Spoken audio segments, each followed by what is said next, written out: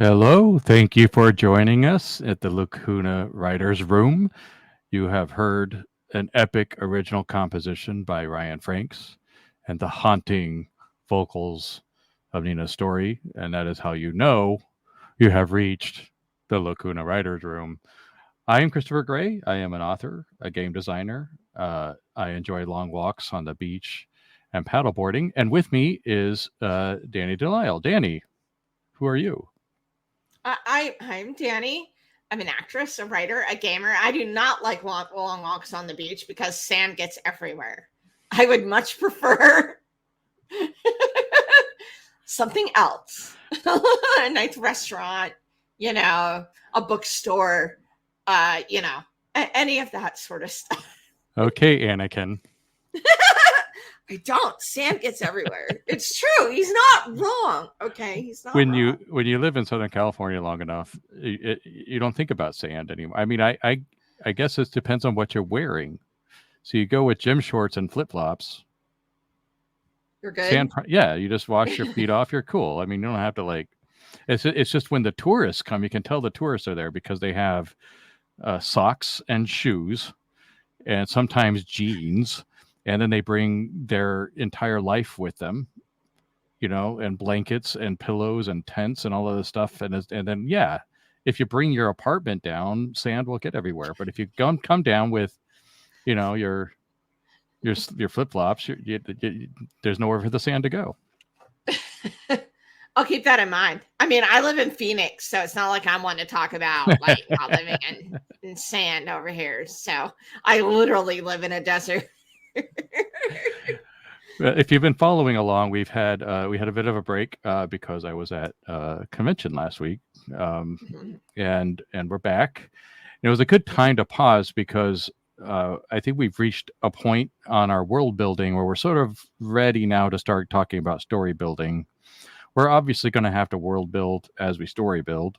It's going to be crossover, but we've kind of got. Wouldn't you say that we kind of got at least the basics in place? Right. We have this stuff where we can now say, okay, let's do some stories, because at this point we'd have to fill out the gaps and decide like, well, what do we have to decide? What don't we have to decide and stuff. So I definitely think we have a good framework. We have our, design document. We have, what it is, what it isn't.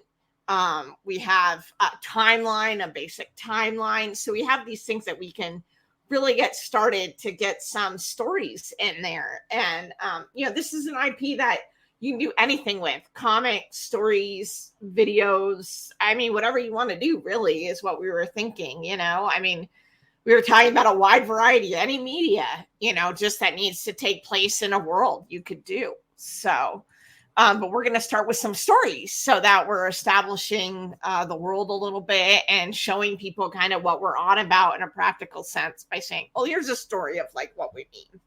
So, yeah. Yeah, I think the basics are in place. I am going to create a setting reference document, which will be published in the Creative Commons licensing.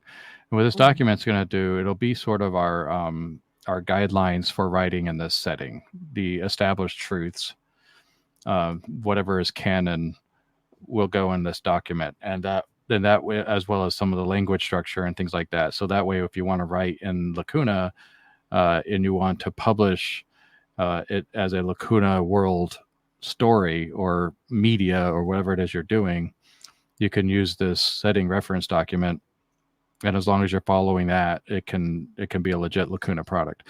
Now, that's going to be separate than what we are considering canon to Lacuna, and that canon, whatever's canon, will be in that system document. So that document's going to be updated probably frequently. So if you want to come up with something that would be canon, then you would work with us directly, and we would have a channel for you to do that.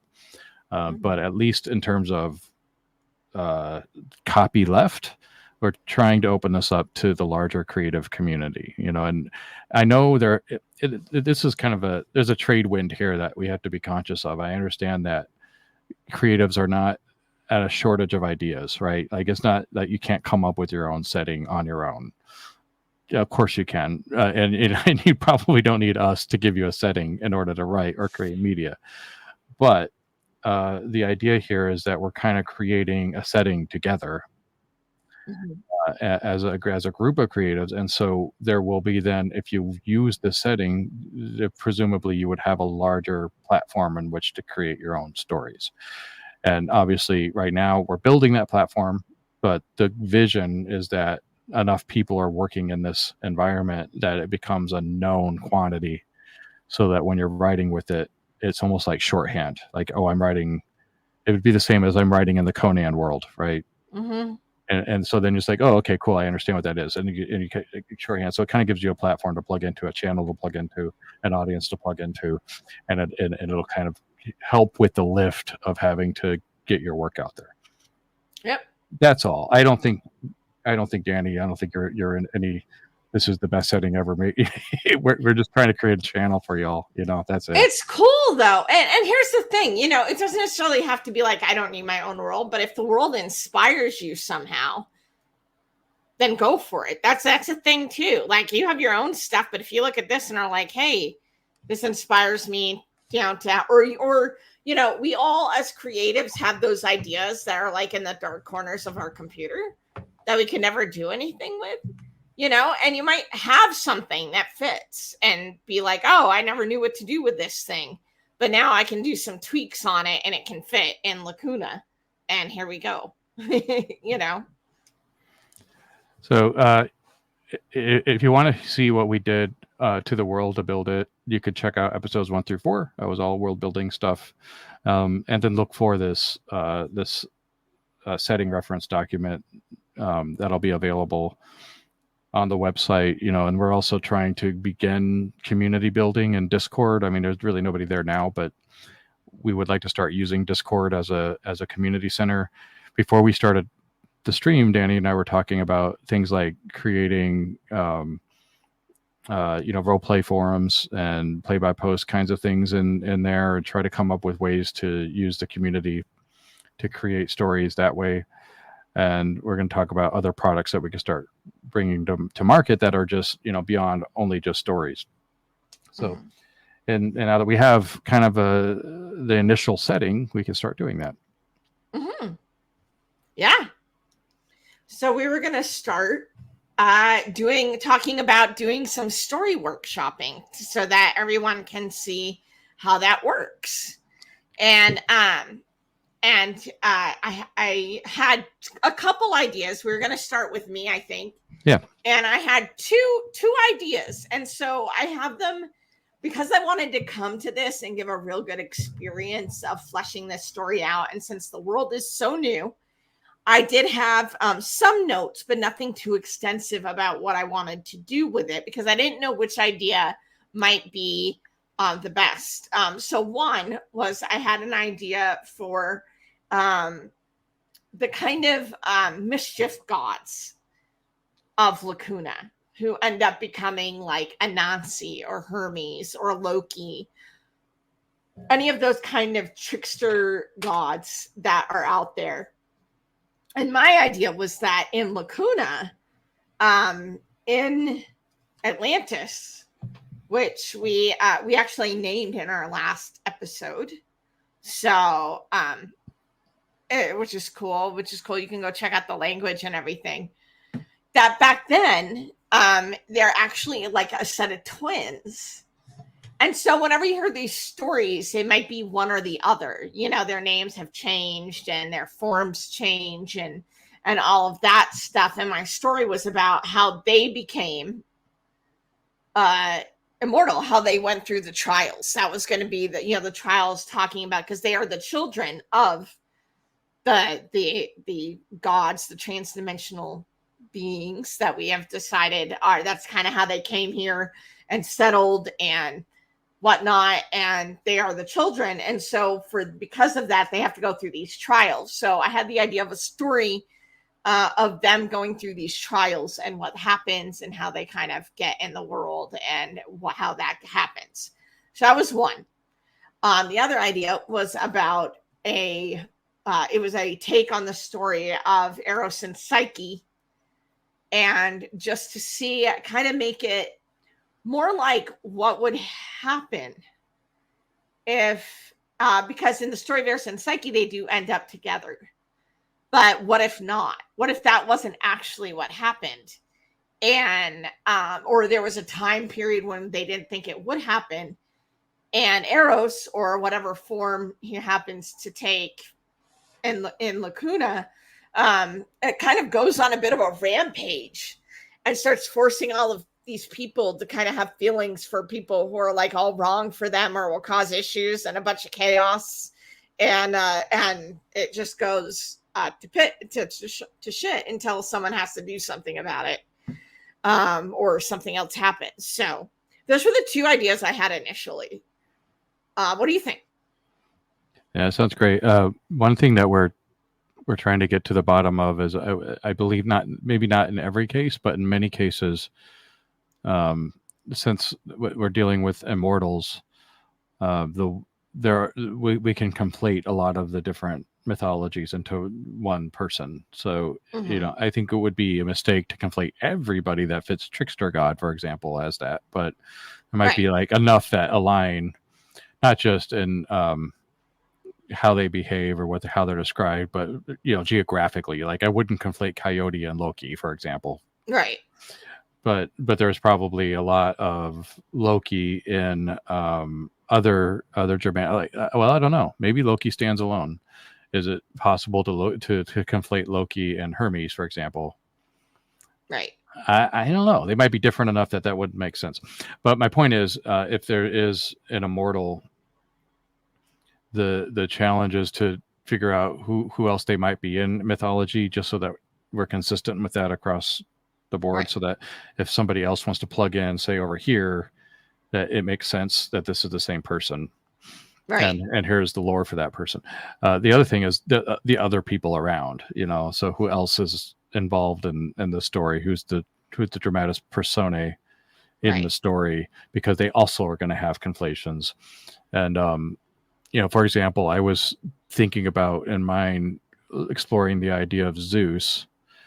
I'm a little hesitant, even though I have the story kind of charted, because it's almost too big of a personality that might like quarter off too many other people from contributing to this, because it would involve so many of the mythology, And on the other hand, maybe it's good to do that so you can set a baseline for the Olympians at least. I don't know. So that's where my head is when we're thinking about these stories, is how much, on the one hand, we can go very small so that it doesn't impact anything else and it sort of exists in a vacuum, or on the other, we're creating precedent and common law for the setting by choosing these characters. So, and we're so early in the process. Like, I don't think there's anything wrong with setting precedent in a big way for certain big characters. Right. So Eros is an example of somebody that's a big character. If you were to do Hermes, that would be another example of somebody who's a big character. The origin story of Hermes is really interesting to me, right? So that would be precedent setting. And so the first question is, are you okay with whatever story you choose to create a big precedent in Lacuna, that this is, at least over here, you're going to chisel in stone something that's a pretty big deal. Right. Yeah, I think those are ones that I'm familiar with, and I'm just used to it through freelancing. Where it's like, you're going to write this and this is what it's going to be when you're done. Like, oh, okay, I have to decide all that. All right. I'm kind of used to that from a freelancer perspective. Like, whatever I say, people are going to follow when they read the book, or ignore it or whatever. So I'm okay with that. I guess my question is, which do you think you would want to go with first, I suppose? I think the trickster one, because it's foundational. It's foundational. The arrows one could happen anytime, anywhen. Right. It even have to be like when, before the catastrophe or whatever. Right. And I think it's good to create foundational stuff now, because, when you think about logistically in the setting reference document, there's, it would answer a lot of questions about certain. So if somebody wanted to have Hermes in their story, then there's already a precedent on who that is and where they came from. And I like the idea of doing origin stories at this juncture. That's like, well, because my thinking is the origin story of Zeus. And that's, I think doing these origin stories is important, because then what happens later is in the wind, as long as we all understand where they came from. Right. Yeah. So yeah, trickster god. My idea was, and also, may I ask, I never considered Hermes a trickster god. Can you educate me on that? I always thought of him as like the wise messenger god. Yeah, and this is maybe where I'm completely out of touch. Oh my gosh! I have so many stories. I have so many stories.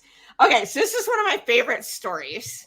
Okay, so when Hermes was born, Hermes was the son of Zeus and Maya. I believe his mother's name was Maya, something like that. She was a goddess, but like a smaller goddess or a nymph or something like that. But Zeus being Zeus had gone down, and and now we have Hermes. And Hermes, right out of the gate, was precocious. I have in my book of Greek myths, it says when he woke up, he got up as a baby, keep in mind, got up as a baby while his mom was asleep and wandered around to see what he could find. And he found these cows that were Apollo's cows. And so he wanted these cows, and he wanted to establish himself as a god. So he sacrificed a couple of these cows to the 12 great gods, including himself as the 12th. So already he's a baby. He did this, and he wanted to take the rest of the cows for him and his mother. So what he did was he tied weeds, like footprint shaped weeds around the cows' feet, and then put like brushes on their tails and led them backwards out of the pasture. Okay. Where, back so that when Apollo came by, he saw that somebody had led something into the pasture, but nothing out. And there were no cows. But he was immediately suspicious of his new younger brother. He just had a vibe, right? So he went over there and he started confronting him. And in the meantime, Hermes had taken some of the sacrifice from the cows and made from the guts of the cow a lyre and stuff like that, an instrument. And Apollo found him and was like, "Hey, you took my cows." And Hermes had the thing, and he's like, "Oh, I couldn't have possibly have done that." And Apollo's like, "Where'd you get those strings, those cow gut strings to make this lyre?" and Hermes was like, "I'll give it to you. I'll give it to you, if you want it, I love you, big brother." And Apollo wasn't having any of it. He was like, "You little brat," and chased him all the way up to Olympus. So imagine you're Zeus sitting on your throne, and this little baby, your newborn son with a lyre, is being chased by your much older son into court. And Apollo demands that Zeus do something. And Apollo is like, "You got to do something. He took my cows," and all of this stuff. And Zeus is amused. He's trying not to laugh. And he's like, "Did you do that?" And Hermes says, basically, he's like, "But father, I'm just a baby. I don't know what a cow is." Apollo's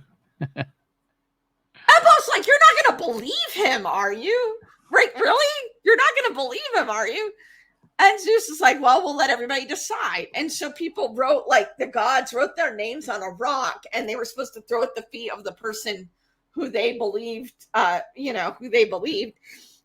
And Hermes got buried in them because so many people threw stones at his feet. And so that's why they make these little things at crossroads for Hermes in ancient Greece, because yeah. That's amazing. Yeah. That's amazing. Yeah, I had no idea. I had no idea. Another story that I really like is the story of the peacock and how the peacock got their eyes. So Hera, being a jealous goddess, because, you know, she was like, there goes Zeus off again, or whatever. And this time he was down there, and with Io, who was a princess. Io was her name. Her name was a princess. He's down there. He had this cloud covering them so they could do whatever they wanted. And Hera looked down and she's like, there's not supposed to be a cloud down there. There's not. So she rushes down there, and Zeus had like no time. And he's like, oh crap. So he turns her into this cow. Right? So when Hera busts through the clouds, there's Zeus with a cow. And he's like, oh, honey, I got you this cow. Look how beautiful she is. And Hera knew what was going on, but she played along, and she's like, oh, she's so beautiful. I'm going to put her in my garden and have my manservant Argus with the 1,000 eyes look after her. And Zeus is like, oh, shit. He's like, crap. So she takes it, puts it in her garden with her favorite servant, who's this titan with 1,000 eyes all over his body. And he never closed any more than half at the same time. So Zeus is like, what do I do? I got to get her out of there, right? So he calls Hermes. And he's like, son, you got to go. And you got to get her out of there. And Hermes is like, really, Dad? Really? Whatever. So he goes down there, and he disguises himself as a beggar to Argus. And he starts telling this boring ass story. Like, so boring. No beginning, no middle, no end. And half the eyes start to fall asleep. And he just keeps going until the other eyes fall asleep. And then Hermes used his wand because he's a psychopomp as well. He's also takes people down to Hades. Like, just, you know, closed his eyes and sleep forever, killed him, took the cow away from Greece and whatnot. And so Hera came and was devastated seeing her servant was dead. So took the eyes and put it on the peacock. That's amazing. So, all right. So are you interested? I mean, what are you thinking in terms of this story? Did you want to, is this the origin story for Hermes? For Hermes is actually twins? Yeah. Or, you know, maybe twins, and kind of one might be Hermes, but the other might be more likened with, you know, another trickster god. You know, they're, you know, maybe it's just one. I hadn't decided. I kind of thought it would be cool for like a trickster god to have like, well, there are originally a couple of them, but they keep getting conflated in different names. So you never know which one it actually was, you know, because, you know, they're kind of both there, but it could always be one too. That's what the writers' room is for. I like the idea. What the trial was going to be. I like the idea. Well, first of all, can and should we conflate Hermes with other gods from other mythologies? And maybe it's because of the Western mysticism that I've been involved in, but I've always conflated Hermes with Thoth in Egyptian mythology. But the more that I hear about Hermes, maybe that's not the best place for him. Where does Hermes get this reputation of being magical, or, you know, in charge of knowledge and wisdom? Or is that just a Western mysticism? Well, that was really more Athena. What Hermes is in charge of is basically anybody that lives by their wits. Politicians, orators, communicators of any kind. His thing is communication. Athena is the goddess of wisdom and kind of like insight and knowledge. Hermes is communication. He's a messenger. That's why FTD Florist has Mercury as their symbol. And that might be why it's conflated with Thoth, because Thoth was in charge of writing, you know. But it doesn't look like it. I don't know that, based on what I'm hearing, it's probably not best to conflate those two. Right. Like I said, Hermes is the messenger. So he was often giving messages to gods because he was so fast. and communication, and travelers, as well. And he was also the psychopomp. So he was basically kind of like, you know, bringing people down to Hades. Yeah, was a common thing. and he would have been, according to Lacuna mythology, or the way we have the setting, he would have been born of an Olympian, and the Olympian was born of an elder, so he's third generation. Yeah. Yes. And that'd be correct. so yeah, he'd obviously have to go through trials. I don't know that you should necessarily chuck the twin idea. I think there's something there, and just because it's not consistent with the mythology you're pulling from, it's not inconsistent of it either, is it? No, It's feasible. mean, because right, because either one, if you look at a trickster god, you say, oh well, that could be somebody different, or it could be one of the twins, but we don't know. I kind of like the idea of it also being kind of an up in the air, or whatever, of like who did it. Do you remember Cats, the musical? Oh, Cats, yeah, huh? Yeah. They had Mr. Mungo Jerry and Rumple Teaser. Oh, right. We're notorious, because he was also the god of thieves. Hermes. So, Mungo Jerry and Rumple Teaser. Was it Mungo Jerry or Rumple Teaser? We don't know. Yeah. You don't know. You don't know who it was. And they often probably used it to their advantage to pull off some of the stuff that they were pulling off. Right. So their third generation, they would have to go through the trials to become immortal. Yes. And that's what the story would be about, right? Right. And then so there is a need to understand Zeus. Yeah. And there's a need to would there be any other major players involved? Remember, this is origin story, so it sounds like Apollo was there early, according to the myth. Yeah. So you have like Apollo, Zeus. I think those would be the big two if you were going to do something like that. And what I was thinking, like for these particular, it would have to be something involving like kind of mischievousness or stealing, or, wits, being silver tongued and cunning, that they would do this. Like, perhaps, because my initial thought is maybe they weren't, being allowed to go through the trials or whatever. Yeah. Because they were so precocious and they're so like, whatever, but they decide, no, we're going to do it. So they figure out a way to either sweet talk, steal, or, misprank their way into going through the trials. All right. Well, let's first pinpoint when this is happening.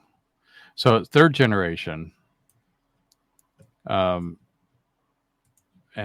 I do have thoughts on Zeus, so we might have to come together on Zeus because of what I want to do. So we have some overlay right there. Well, that's if he becomes more than like a mention. Yeah, you know what I mean? I mean, he might not actually like appear. He just might be talked about. Like, oh, Dad said this, that, or the other thing. Like whatever. We're not going to listen to him, or whatever it happens to be.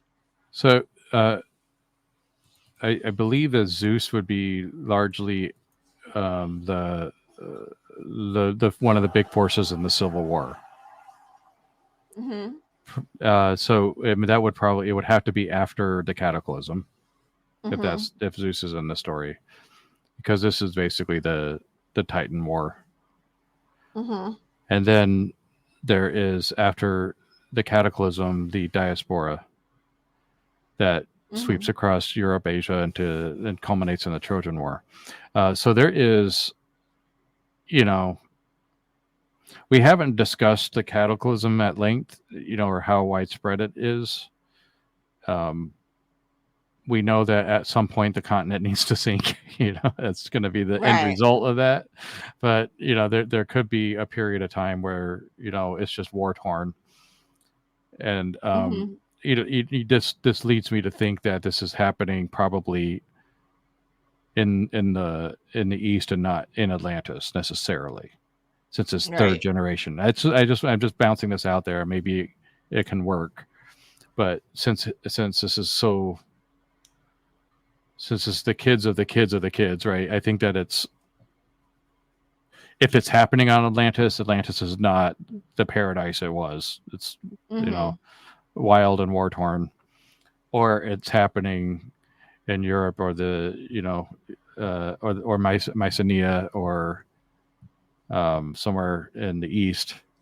Right. Well, that could be as to my the diaspora is benefit. happening, If all this stuff has happened, then their thinking might be like, well, everybody's distracted or dealing with this, that, or the other, so it'll be easier for us to snow everybody because people are distracted with what's going on, or recovery efforts, or whatever happens to be.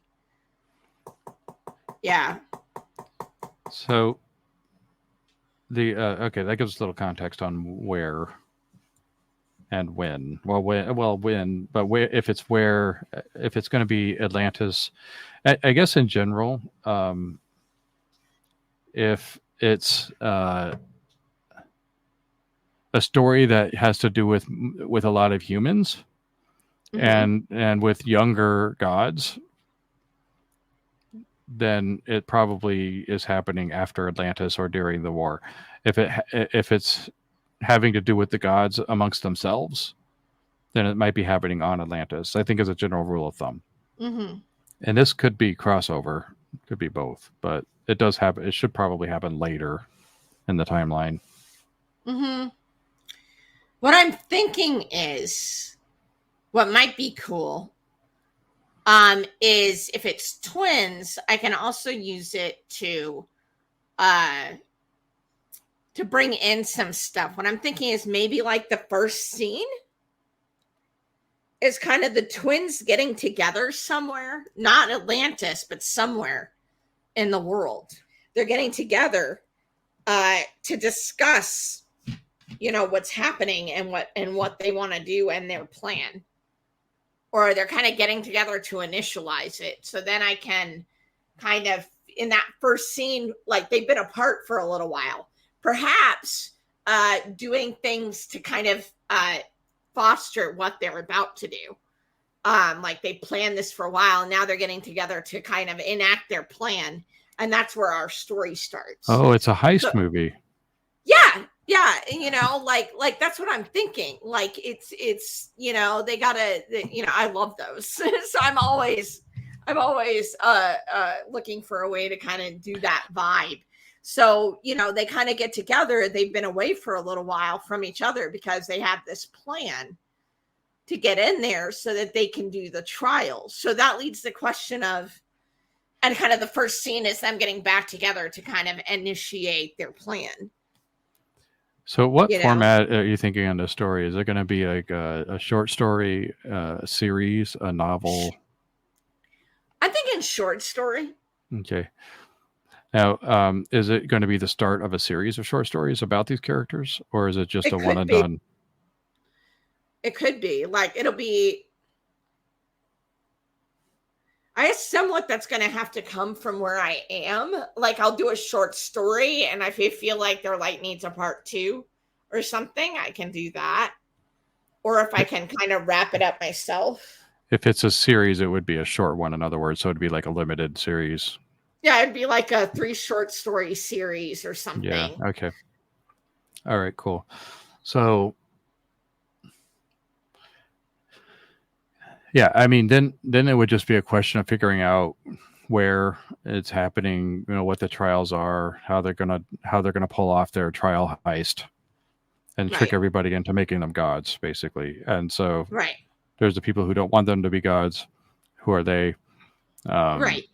And I feel like, because Zeus always seemed to have, when I read the myths, always seemed to have a hot spot for Hermes. Yeah. Just because he amused him and he was kind of funny and, was always willing to like kiss butt if he needed to. Like, oh, father, you're so powerful, like whatever. You know what I mean? Like he used that to his advantage. So I feel like in this case, we can kind of use that. That maybe, people might tell him, oh, I think they're going to do this, that, or the other. And Zeus might be like lackadaisical about it. Might just be like, like he's not really concerned. He kind of hopes they pull it off. Maybe, he's not really going to give him more than a slap on the wrist or something. Like when he finds out what happened, even if Hera's pissed about it or Apollo's pissed about it or whatever. I mean, I think you can just take the story you told us at the top of this episode and make that the story, but with realistic eyes. So it's the twins stealing the trial from Apollo, making themselves immortal, and then going back to Zeus, who goes, yeah. All right. Does anybody disagree with this outcome? And I think it could just be that. And maybe Apollo is planning the trial for somebody else or one of his kids, maybe. Yeah, right. Like he was getting it together or whatever. Yeah. And so, maybe in that case, it is happening if that's the case, this is happening on Atlantis. We should start calling it. Or at the very least, you have to go there for what's happening. Right.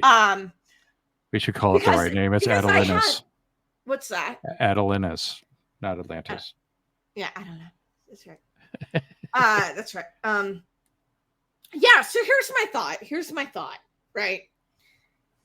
Here's what I'm thinking. The trials I really wanted to be, and we've talked about that they can be like anything, and there has to be some kind of like element that kind of gets it started that you have to do.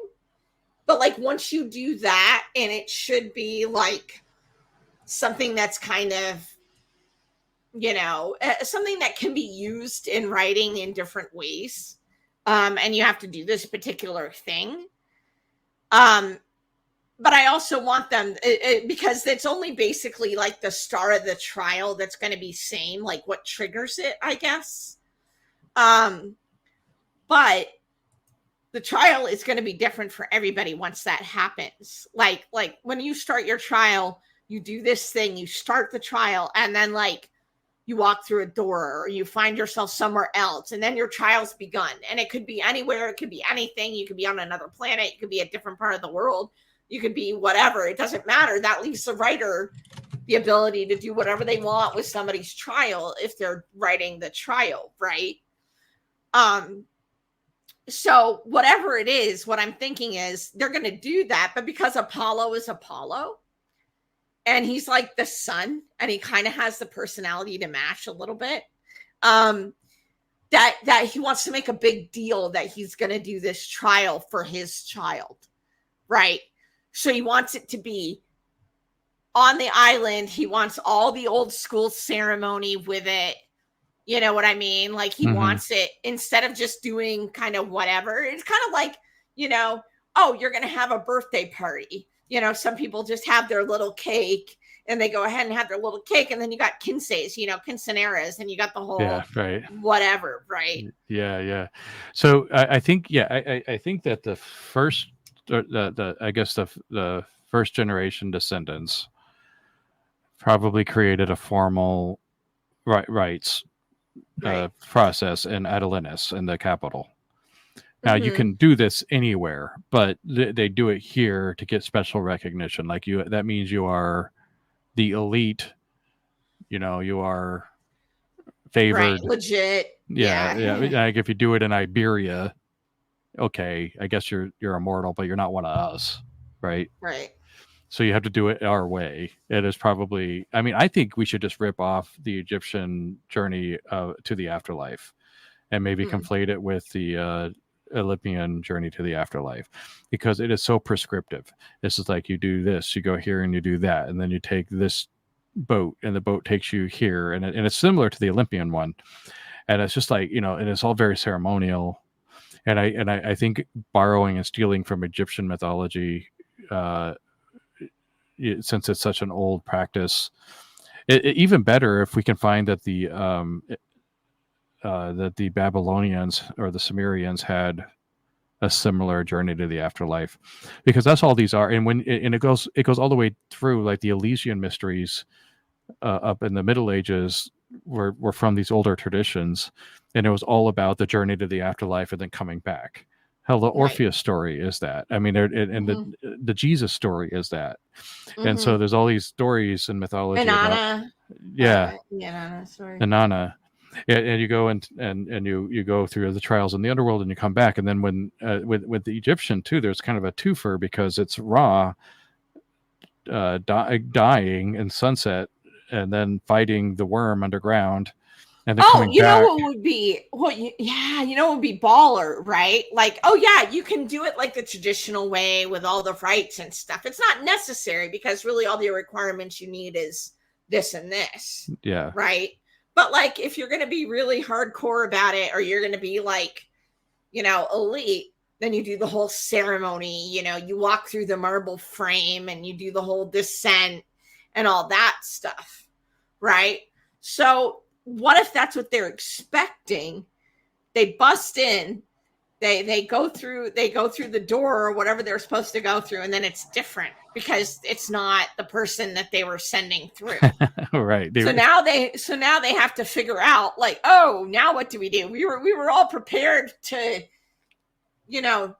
do these rites and do all this stuff, and now we can't. Now we're kind of lost, and so they kind of have to use their wits and their cunning and whatever to kind of get through what's presented to them, because they're not supposed to be there.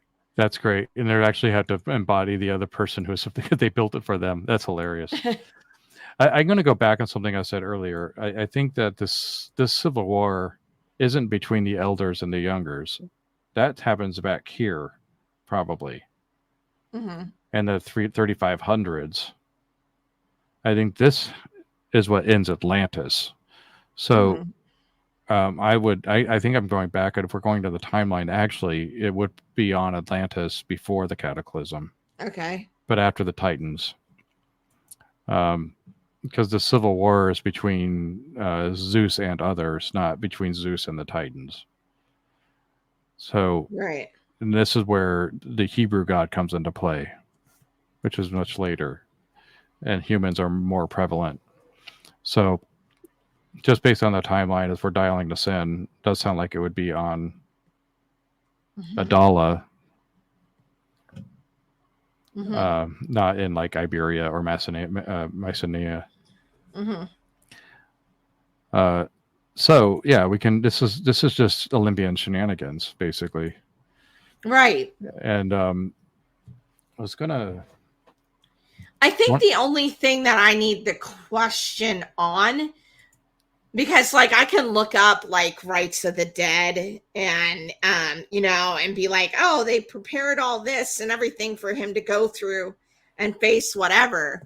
But it is individualized. So when they get in there, it's different. I can work on all that and do whatever I want there. But what I kind of need to establish is, despite all the ceremony, what is necessary for the ceremony to take place? Like, what do you have to do to start a trial? Like, what has to happen? Yeah. Right. And we kind of already talked about what you need to get through the trial. We've talked about a couple things. But I kind of need to know what's that thing, because then people can use that to start other trials if they want to. But that's going to be I think just borrow from mythology. I mean, because somebody's already done this. Somebody's figured this out. The Egyptians, the Mycenaeans, the Babylonians. I think we just take their process. The Elysian mysteries did this. And what they all do is many of them do is that it's about weighing your soul in some way or another, or taking some sort of judgment and going to that place to take the judgment. And then after the judgment, going to the judgment is a journey of trials. And then you're judged. And then after that judge, you lose your body and you move on into wherever you're supposed to go. And so there's always this like going to trials, dying, and then returning from death. And that's when you're initiated anew. And that the death and resurrection trope was common among the mystery schools. It's because the idea was you have to shed your physical body to see your true self, and now you can come back without all the burdens of the material, and you are, So are we illuminated. So what it sounds like, and this could be used a variety of ways in personality, but it is a sensitive topic, is that, are we saying that to start the trials, the person has to kill themselves first? I don't think, no, I think the However person they has to can? die. I think the person has to die, probably. But I think it's one of those, like, anybody can die, but can you come back? Right. But in order for that to work, like I said, then they would have to, if they're doing a big ceremony and they're going to send somebody through trials, then that means ritual sacrifice. That means they're going to lay this person out who's going to go through it, so that they can go through their judgment and go through the trial. Like, they have to die first. So that's what we're talking about. Just to be clear. To become immortal. Yeah. I mean, that's what vampires do. They kill you. Right. And you come back. That's what the mystery schools do. That's what happens when prophets ascend. Okay. I mean, I'm okay with it.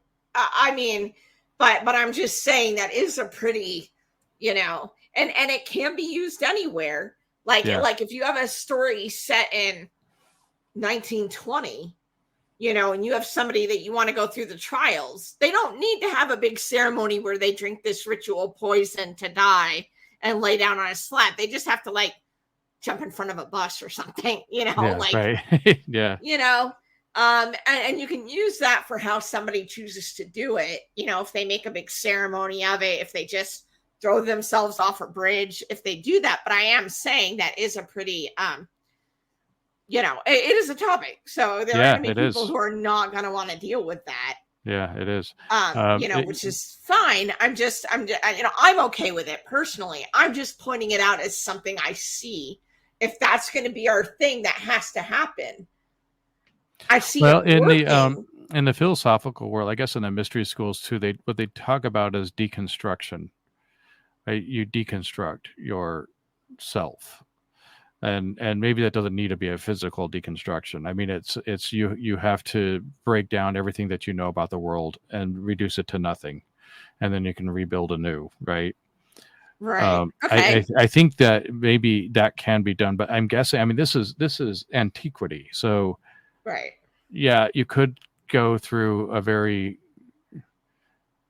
therapeutic session over the course of months on a mountaintop above the ocean and deconstruct your worldview till nothing, and then get reimagined as somebody anew and illuminate.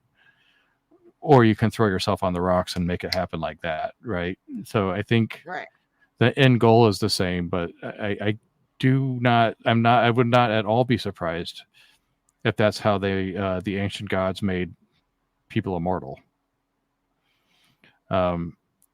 It is. I mean, it was in. Did you ever see American Horror Story Coven? Yeah, that's the same. That was thing. One of the trials that they had to die, go to hell, and get their way out. Now, I'm saying it's totally legit. I mean, that's an ancient, sacrifice or death of the body or whatever. So we could say it's that, or, hey, if somebody wanted to, they could literally meditate and transcend. Sure. Hey, maybe they make themselves a Quabalic puzzle. Yeah. Find a Quabalic puzzle that they then solve, that then sends them along this trial that they kind of, as they're solving this, deconstructs themselves. Yeah. And to answer your question, I think the thing that has to happen is that you have to completely remove your entire perception of the world, so that it can be replaced with a new one. And that can be done. That means. That can be done in many ways. The easy way is to, use ritual daggers. I think we should write that down. So in order to start your trial, whatever that is, you have to eliminate your worldview. You have to eliminate your worldview. Yeah. And that could mean death, That could mean meditation. A really That great could mushroom. mean shroom, you know. That's Dionysus. That's what right. happened with Dionysus. He just got so drunk and he got so high that Dionysus He just found like divinity. transcended. He just became immortal by accident, like after an orgy. Like that's what Right. happened. Oops. Now I gotta write that story about how Dionysus became immortal by accident. After a really great party. After a really great party, just so many drinks, so much sex, so much alcohol. It was just like, I transcended reality. And everyone's like, yo, Dionysus partied so hard. He became immortal. What is up with that? That's hilarious. There you go. There you go.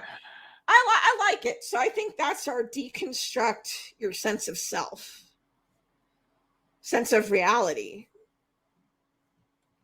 We should write that down somewhere. Yeah, I took a note. But it could be a death. It could be a puzzle. It could be, chemicals. It could be.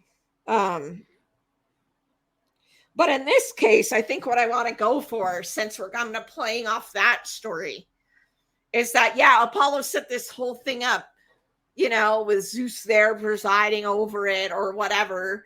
And his child is going to take this poison and lay down on this gold slab or whatever. And then rise up. And it's this whole whatever, they get ritually bathed, they whatever. And maybe the twins come in and pretend to be the bathing attendants for the ritual. Yeah. And then they find the child in a closet somewhere, gagged at some point. I don't know. That's great. Let's look at, okay, now we have a bit of a picture. I'm going to look at log lines. So as you know, I like to use Save the Cat. And I want to get in the practice of doing this because for those of you listening, Save the Cat is a book that a guy wrote about screenplay writing, and it's become kind of an industry known approach. The criticism of it is very valid in that it's highly formulaic and very restrictive. And so it's not, I argue that restriction can help with creativity, but it does not allow you to do much outside of the norm, right? But it's a really great template for story building. And I think going through the template and then choosing to break it is cool and fine. But I do think we should go through the template and just sort of make sure the elements are there, because the canon fiction especially, it needs to be highly invested in the characters, because what's going to make a Lacuna great are the characters, not the setting. So this kind of forces us to think about story building in a constructive way. I'm not saying this is gospel, but it's a really great place to start. There are other models which are perfectly good too, but I happen to like this one. And Danny, if there's a model that you would like to use instead, obviously that sounds fine. I mean that's fine. I'm familiar with Save the Cat. I mean, like you said, people should think of it as a frame, a guide, the push pins. Don't be beholden to it. You know what I mean? Sure. But just if you feel like something's missing, go back and see. I mean, any good writer or anything that you do, whether you're a cook, a painter, whatever, is know the rules and then break them in a way because you know the rules, so that you know why you're breaking it.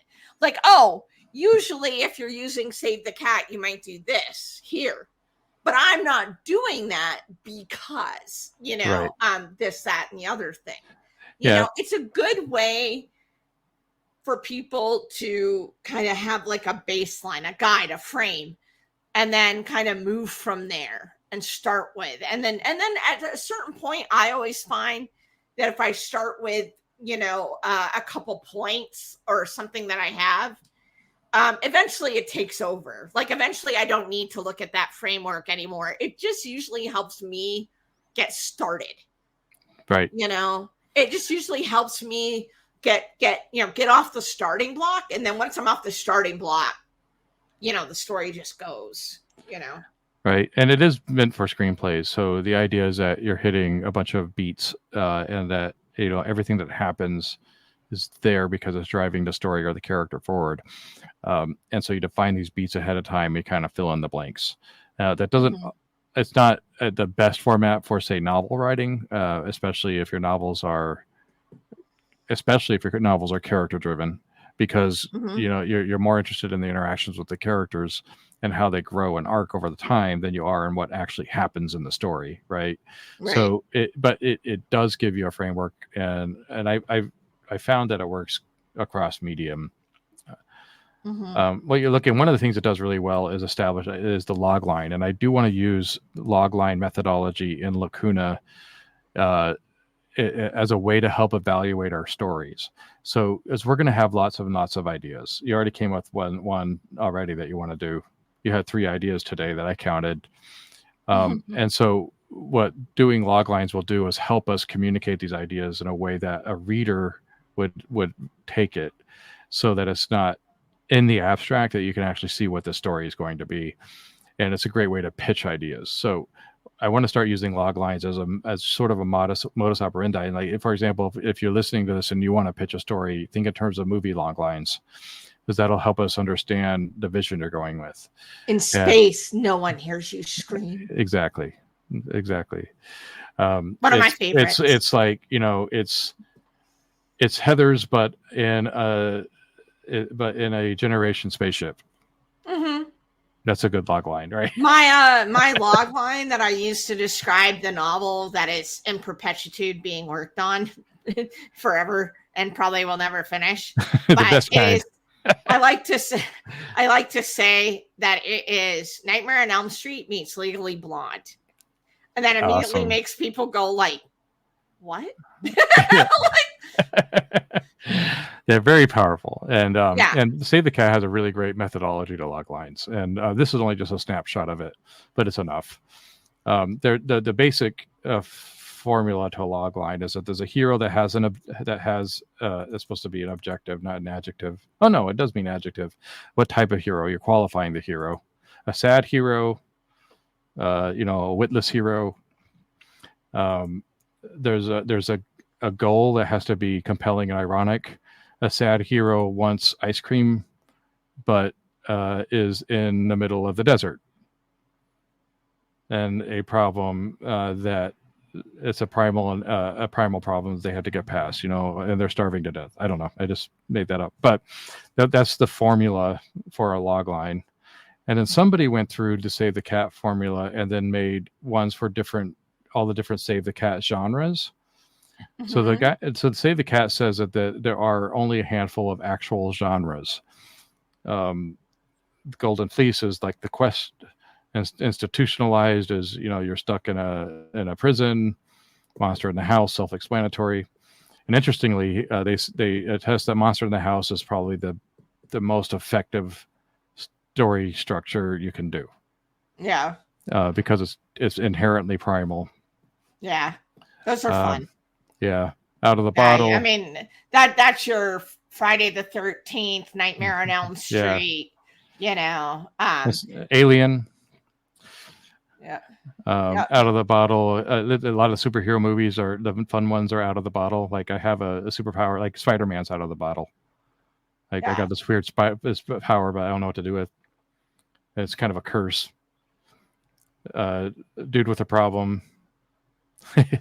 These are great. Rites of Passage. Anyway, the list goes on. There's all of these. So, just hearing it, on the surface, it might look like Rites of Passage just because of the content, but I don't know that it is. It might be a buddy love story where an adequate hero must rise above the difficult situation and be with an unlikely partner, and the only one capable of bringing them peace. Right? It might be that. Mm-hmm. Or it might be my guess, looking at these, is the closest would be probably Out of the Bottle. Yeah, a covetous hero must. I can't get to it. Open. A covetous hero must learn to undo a spell he wished for before it turns into a curse he can't undo. So in this case, it's like these heroes, have wanted this thing and went to do this thing, and now they got to deal with it. Like the majority of the story is them going through this trial of, hey, this is what you wanted. And they're like, oh, you know what I mean? Like, it's not what they thought, because they thought, I didn't know what they thought. But once they get there, they're like, oh, this is actually tough. This is actually, this actually sucks. This is actually a trial. And now we got to deal with it and try to come through and survive it. You know what I mean? Yeah. So this genre needs a wish. We want to be immortal. It needs a spell, which is the rites. The trial. Yeah. And it needs a lesson. What do they take away? The lesson will be because, if our thing is they have to deconstruct who they are, the other thing that we kind of talked about is there still has to be something to kind of get them through, right?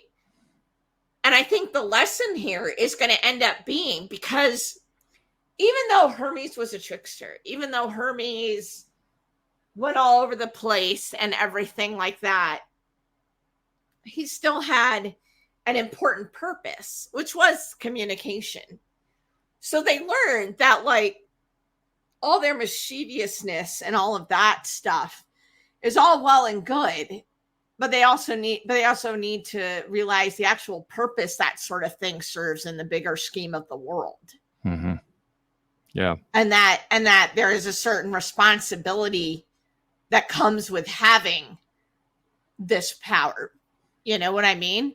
So I think their journey is one from mischievous kind of irresponsibility to, through the trials, understanding that with great power comes there's great responsibility. Right. Not that they're completely, not their usual happy-go-lucky, mischievous selves, but the fact that they also have a responsibility that, that stealing, because like I said, he was the god of thieves, gods of orators, politicians, travelers. He was also the psychopath in terms of Hermes. So that's a lot of different, but they all have the same thing of people who either live by communication or their wits. Mm-hmm. And moving from one place to another. So basically witty wanderers, I guess. But in that sense that those people have a purpose in life, and that if they're going to do this, then they need to make sure they understand what purpose that serves, I wanted to find the beat board. Here it is. So we're still talking Hollywood here, but a beat board is when you take 3x5 cards and pin them up to a cork board, and you move those cards around, and each one represents a moment in time in the movie, and you kind of arrange the cards and how and what happens here, and then you can move the cards around, and you can add more cards to the beat board, and it's how you visualize the story structure. And there's a lot of great software that does that. Final Draft, I think, is probably the best on the market right now. It's certainly the market leader on script writing, and it has a built-in beat board that corresponds with the script. Mm-hmm. Again, it's highly structured. When you're dealing with 90 minutes or whatever, every minute has to count, right? So it's not as important with fiction, but it's a really great way to make sure you're hitting all the beats, is by just looking through the beat board and wondering, how is the story going to flow? Mm-hmm. And this is, I think that there are different types of writers. There are writers that will just write the story and then edit the story structure after it's written, mm-hmm. because they have, they got to write down what they see and the order that they see it. And then they use editing to kind of, see where the gaps are on, say, story beats. If you're using like a 3-act structure or something, or a hero's journey or whatever framework mm-hmm. you're thinking, you might not even be using a framework. I mean, there are plenty of good authors that have no frameworks, and they just, and sometimes their stories are much more stream of consciousness, and every bit as valid and awesome as stories that are highly structured. The reason I want to think about beat structure in the case of our stories, because again, we're trying to create canon. So the stories have got to be inherently about the stories have got. Well, I'm not sure how to articulate this. So I think that the stories have got to feel structured, like they fit together. If we go, especially in these early stages, if we go with different methodologies on creating the stories, they might not feel congruent or connected. So there's part of me saying we should at least put a structure in place to kind of make them feel like they're part of the same world, right? And I that doesn't mean that we can't deviate from that. But I think in general, we should probably fall into the same structure. Right. And when you think about comic books like the Marvel Universe, there are some comic lines that are extremely formulaic and they're the same thing over and over and over again. Like, the Fantastic Four. Right. Always the same thing over and over again. But then there's comic lines that are just completely on their own track, like Deadpool. Like you don't know what's going to happen in a Deadpool comic, right? And so, but by and large, most of the comics are kind of fit that Fantastic Four modality. Right. Well, that's really like a style guide. Almost, is kind of what we're talking about. Right. So I don't think this is about invalidating other frameworks. It's just like I would like to choose a framework. Right. Just at least to keep. Well, and I think one that's a little more structured, it works for, wanting to bring a bunch of people in it. Yeah. Because you got to keep them kind of on the same page, at least in the same book, Right. Right. And it's just guardrails, but it doesn't mean that you can't deviate. It's just as long as we're all kind of thinking with the same language. This is about fluency, speaking in the same language so that we understand each other and we understand the story we're trying to tell. And then we can also understand when you don't want to use that framework because it's you're trying to do something different that's outside the framework. And that's cool. Right. But especially in the early stages, I would like to do this and we'll see how it goes. And we might just see that it's too structured and, fuck it. But it's a starting place. This beat board is organized in categorical beats, which again is very cinematic, but this follows a hybrid of the hero's journey. The MCU formula is a bunch of engineering in here that gives you a framework for story blocks. So there's the opening image. This is Save the Cat stuff where you have an opening image that dictates the theme and the vibes of the story. The theme stated. So early on in the story, the point of it needs to be articulated by somebody or something so that when the story ends, you can refer back to that. And then that theme is carried through. So if the lesson here is that the twins, with great power comes great responsibility. I mean, obviously Spider-Man does the theme stated every other scene ad nauseum to the point where it's become hilarious. But, it's clear that the Spider-Man movie is about with great power comes great responsibility. And then there's exposition, which builds up all of the elements of the story until there's a catalyst. And in Hero's Journey, the catalyst is usually the inciting moment, I think is what it's usually called. And it's where something is going to change your day to day and you have to make a decision as the protagonist of the story. There's a debate about whether or not you're going to prepare for that or you're going to do it at all.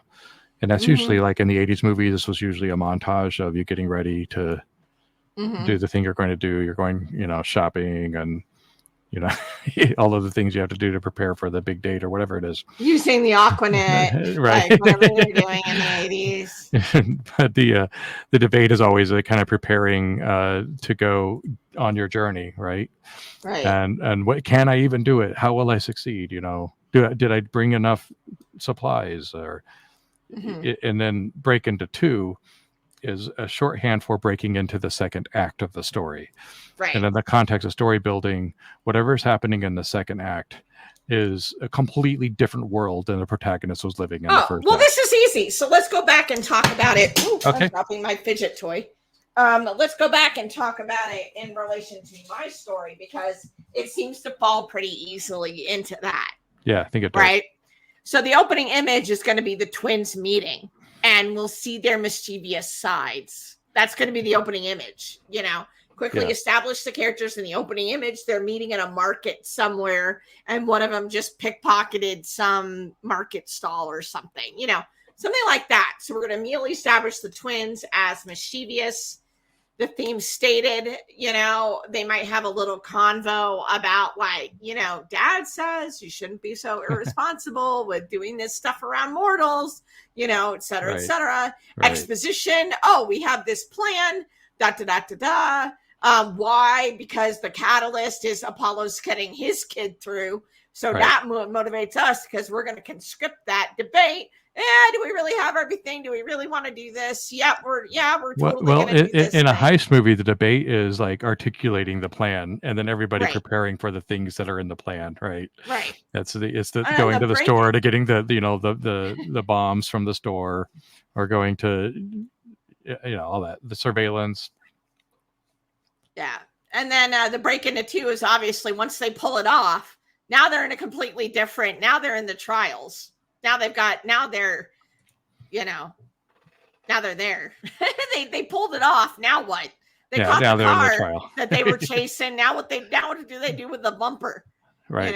Right. I remember one time because I have dogs, and we found a bumper on the side of the road on a walk. Our dog was so confused. Like, what is this thing? All right. But yeah, so that's the easy break into two where they meet up, they discuss, we establish their character, establish the heist or the stealing, the catalyst that Apollo's kid is going through this ceremony. That's all like the first scene, right? And then the second is breaking into two will be how they get into the ceremony, and now they're on the other side. They successfully did what they wanted to do. Now here they are. Oh shit. Oh shit. Well, I want to bring up B story because B story is next. B story, I believe, is the most important component of storytelling, and it's often the one that's most overlooked. I know as a writer, I've been writing ever since I was a little kid, and I didn't really get the B story thing until I played Baldur's Gate 3. It's hilarious, but I didn't get it until 2 years ago. I knew what B story was, but I didn't realize how important B story was until I played this stupid video game. It's not a stupid video game, but when used appropriately, it really bolstered everything else. If you look at the MCU as a perfect example of an institution that uses B story, great. And I would argue that the reason that the later Marvel or the MCU movies, especially the early ones, are way better than DC movies is because of this. In the Marvel movies, it is way more important that the characters deal with their B story first. And often they can't even get to the A plot until their B story is resolved. And so the focus of the movie is on their personal problems and shenanigans, not on the A plot. Like it's about, like, when you think about the Avengers, the B story was the Avengers hated each other. And they all had personal beefs with one another, and it culminates in one of the most beautiful scenes, I think, in recent memory and of any movie that I've seen, is that really tense scene where they're all arguing with each other, and Hulk is about to Hulk out over it, and they just cannot get their shit together. They have these personal beefs and ego and all this stuff getting in the way. That's the B story. The A plot is that aliens are invading because Loki, right? But nobody's even you can't even get to that until you fix this problem, right? Right. And you watch the really good Marvel movies, and they do that. They harp on the B story as the most important part. Get past that B story, then you character can go after the A plot. Want to know what my favorite MCU B story is? What's that? I'll be real. Is Iron Man and Spider-Man. Oh, that's my favorite. It drives so much. It drives so much. Adorable. I love it. I love it. Like, and that's a good example of what you're talking about too, in terms of MCU. That's not the whole Avenger Group B story, but that is specifically for Spider-Man and Iron Man having to deal with how they feel about it. Well, kind of because Iron Man had all these issues with his dad, and Spider-Man didn't really have anybody to mentor, and how they both get into these roles that they're not used to and they desperately want to have with each other, but their personalities and their lives and everything have just been so different that they kind of resist it until I think the moment is when Spider-Man gets snapped And then that was because the first thing he says to Captain America when they come back is, "I lost the boy." Like that was it. Yeah. You And know, that's what caused him to spiral. It wasn't the fact Yeah. that snap happened. It was that in particular. And what brought him back was coming to terms with his B story. That was, you know what, this wasn't my fault. And if there's a way I can try to maybe make it right, I should. And that's how he joined the team again. It was because of Spider-Man, because of Tony had to learn that it was okay to care. Yeah. Because he spent so much of his life not caring. Right? He just doing what he wanted. He was rich, smart, doing these weapons, you know, making these weapons, you know, sleeping with whoever, you know, et cetera, and not really caring about the consequences because he had been hurt and didn't want to care. And then Peter Parker comes along, and this boy who desperately needs somebody to care about him. Yeah. I mean, he has his aunt, but like, that's not the same sort of thing. His aunt cares, but like not, especially when he becomes Spider-Man. He doesn't have anyone to talk to about that until his aunt finds out. Right. But he desperately needs other people in his life to care about them. He just wants to be cared about. And Tony wants to care, but he can't. You know, he just has walled himself off from that. Right. And so that whole father-son adopted relationship is stemmed of all of that. Somebody who wants to care but can't, somebody who needs to be cared for, and all of that. And once they resolve those, then, you know, Tony is able to make the sacrifice that he makes. And you nailed it. That's why these movies are great, because of that. It's the B story. Yeah. DC doesn't do that. They don't focus on the B story. If there is one, usually it's just a plot. And I started this tangent when I was mentioning Baldur's Gate 3, and the reason it taught me so clearly was because it's almost a mechanic in that game. You've got to do the B stories before you can move on with the A plot. Like the A plot is urgent and it sucks, and I'm not going to say much about it because, you know, you have to play the game and there's spoilers, but like there's a time clock. You are going to die if you don't figure this out, but you really, really, really need to help these people out because of your B plot, and you really need the people that are your companions in the group. They care way more about their B plot than the A plot, and you have to get past that before you can even move ahead. And you know, the best, and I heard somebody say this about B plots, the best B plots are completely tied into the A plot, you know, and that's when it's really magical. Well, yeah, it's so true. That's really good. So that's why B story is here. That's important. It's definitely going to be that the twins have some sort of thing between them. They've been apart for a while. You know, they plan this thing, but they're not the same. And they don't always get along. And so my B plot is, I haven't exactly fleshed it, but it's definitely going to be, there's some kind of tension between them, you know, that they're not going to get through everything until they figure that out. Yeah. You know what I mean? And that's maybe what the trials are about. Yeah. And then fun and games is the Save the Cat shorthand for the stuff you went to see, go to the movie to see this stuff. This was what was advertised. You know, if trailer. If it's Avengers, you went there to see the Avengers fighting the big bad.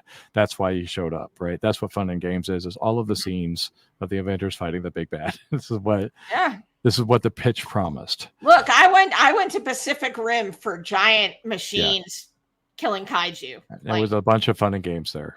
That was it. There was a B plot and there was a plot. But, I mean, that's not why I went. That's not what they showed in the trailer. So right.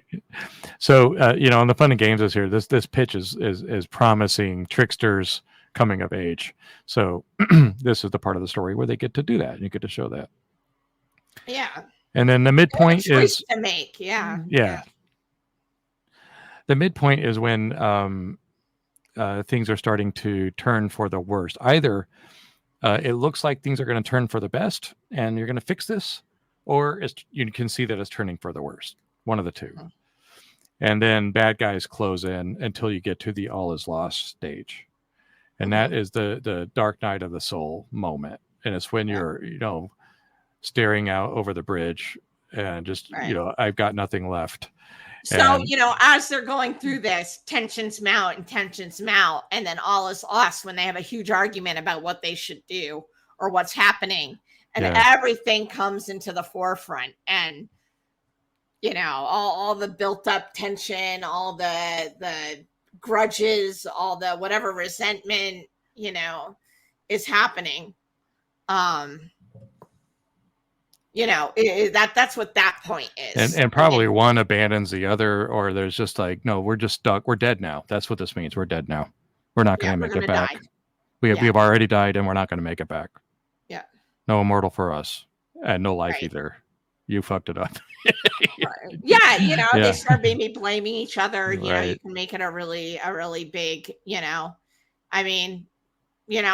can even make it that it's even like they even really take it seriously almost, and now they have to, but.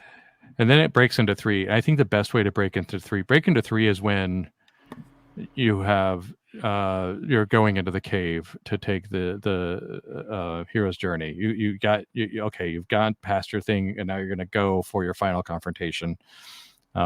And it's this shot where your heist crew is like all lined up and they're now walking back in to take it down, right? It's that cool moment, usually in slow motion. Mm-hmm. But the easiest way I think to break into three is by resolving the B plot, because it does that thing where it's like, because we're able to come together and get past this, now we can go into the cave and take on the big bad. Yeah, we are now in sync. We are now together. Yeah. And then you got the into the cave. And so in Marvel, the Marvel formula, there's often a moment where you defeat the big bad, and then the big bad comes back. Mm-hmm. In like, it's in their more realized form, or their more primal form, or their more powerful form, and so you've got to step it up to take them over again. So it's kind of like a plateau, a push, and then you topple them. Mm-hmm. And that's the cave battle, and then you have your final image, which should tie into, should tie it all up. Mm-hmm. So I think you might want to think about what is the big bad, and it might not be an actual big bad. It could be a concept. Right. I mean, these are trials. Right. So you have to sit and think about. And the big bad is probably immortality, and making it through. Right. Because we talked about that the catalyst is that they have to deconstruct themselves somehow. Right. To start these trials. Once they learn that, or, because now I really want to write that Dionysus story, because I think that would just be funny as hell. Like, he's going through these trials and doesn't even realize it. Like, his whole thing is like a dude, where's my car? Right. Like, they're just doing all this shit and doesn't realize it. I know. I really don't want to write that now. But anyway. And the thing that we talked about was that in order to gain immortality, you have and come through it, you have to be able to justify or have a reason for living that long. Like, you have to have enough of a purpose to go for it. And I think we talked about it not necessarily having to be a good purpose. Like, it could be spite. Like, literally, I am so spiteful that I have so much spite that I will become immortal so that I can do this, right? Or love, or, which would be like Orpheus, if he was going to go through it, right? Or hope, or whatever your purpose has to be. In order to achieve that mortality, you have to display that your characteristic, what's inside of you, whatever outstanding characteristic that it is that you have that possessed you to do this, is enough to carry you through the weight of years, which can be long.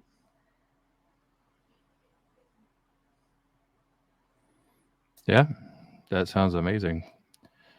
So I think whatever they face at the end is going to be where they have to prove that they have learned enough, or that they have enough cleverness and cunning, or whatever their quality. It might not exactly be that, but whatever brings that about in them is enough for them to have immortality. And then of course they come back. Apollo's like, "What the shit?" He's all mad, and Zeus is just like, well, that was funny.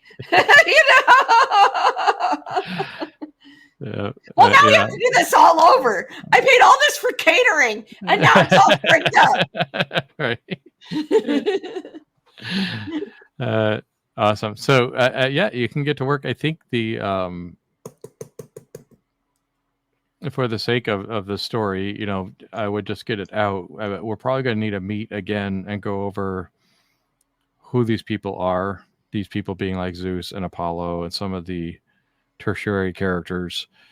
And because we're creating canon at this point, so we might need to do some world building around that. I have thoughts on Zeus. I want to make sure I get my thoughts out there before we go too far along this track. I don't know that we'll go with my thoughts necessarily, but I'd like to at least have them discussed in the writers' room. Okay. And so there's some world development that probably needs to happen in conjunction with your story. But I would suggest go ahead and just writing it with the names that we know. And then we can start working out over the next session or two what the who they are, what's canon about them. And we'll also have to deal with setting a bit. What does Adolinus look like? You're gonna be the first to be writing in it, so it's very, very exciting. We're gonna have to kind of figure out some of that stuff. Not a lot of it. I don't know that it's not a very big story, Yeah. But what does it look like? Wherever they're going to be. Yeah. So we had discussed, now that we're kind of in story building mode, we have discussed of turning this into an every other week stream that would allow time to work in between sessions. Yeah. Do you think that's good? That works. Yeah. I mean, because of content, we're supposed to have something every week, but maybe we can come up with another stream, another Lacuna stream we can do in between the story building streams. But for now, we'll just kind of change it to a every other week schedule. That'll give you a little bit of time to write. And I'm not writing yet, so it'll be easy for me. Right. I'm just gonna sit around. I'm gonna sit around and not do anything. Indeed. But then we can. But after you've gotten some way through, even if it's not very far through in writing, but conceiving the story or however it is, you can even talk to us about your process, and then we can start filling in the blanks on the setting and stuff as we get to it. Cool. Sounds good to me. All right. Cool. So let's plan on meeting in 2 weeks. And in the meantime, we'll get active on social media. I'm going to try to do some more on Discord.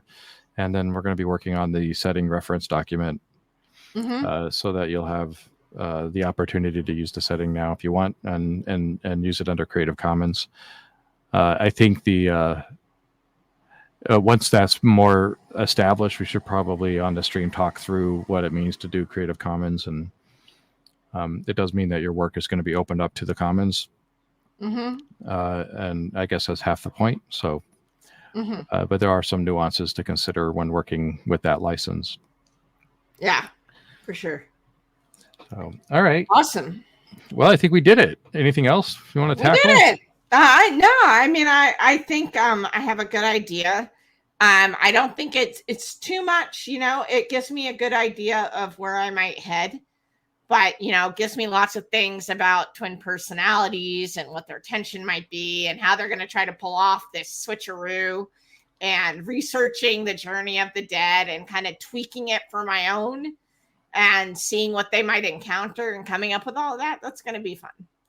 Yeah, it sounds like a good story. I can't wait. It's gonna be great. And just so the audience knows, what the idea here is that while Dannie is working on her story, we'll start pitching an idea for my story, and then at some point, these are going to be released to subscribers, and then ultimately published. But we haven't quite built the channels yet, but they are going to be available. So you'll have seen the whole journey of creating the story and then the completed story. So we'll start creating a library of that for people who subscribe. And by subscribe, that's kind of a loose term. I think at this point, it's, you sign up on the website, so you get alerted. That kind of subscription. Yeah. We're not building a pricing model, at this point. So stay tuned, and we will have more coming around the corner. Sweet. Yeah, I'm I think excited. that's it. Yeah, me too. Awesome. Yeah. Hermes is up first. Hermes is up, of course. Nice. All right. See you all in a couple weeks. Bye.